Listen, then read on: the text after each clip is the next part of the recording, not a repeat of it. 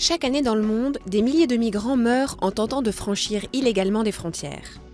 En 2014, 2/3 des migrants qui sont morts ont péri en mer Méditerranée, la porte d'entrée vers l'Europe pour ceux qui fuient les conflits, les persécutions et la pauvreté, principalement en Afrique et au Moyen-Orient.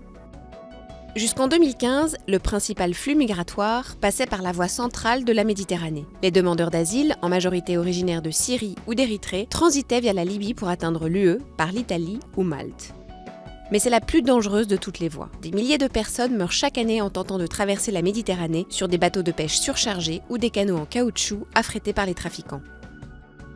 La crise actuelle a vu un flux sans précédent de réfugiés et de migrants emprunter la route de la Méditerranée orientale, la majorité d'entre eux en provenance de Syrie. Ils traversent la Turquie pour arriver dans l'Union européenne via la Grèce, le sud de la Bulgarie ou Chypre. Puis ils remontent vers le nord via la Macédoine et la Serbie pour rejoindre les pays de l'ouest de l'Union. Les mouvements migratoires imprévisibles en 2015 ont accru la pression aux frontières de plusieurs pays de l'UE. La route des Balkans de l'Ouest, en particulier, a été marquée par une augmentation considérable du nombre de réfugiés et migrants. Et il existe deux grands courants migratoires, les ressortissants de cette région et ceux en provenance d'États plus lointains qui cherchent à rejoindre l'UE. Comme les contrôles frontaliers sont flexibles d'un pays à l'autre, les itinéraires alternatifs passent par la Serbie, la Croatie et la Slovénie, ou par la Serbie et la Roumanie.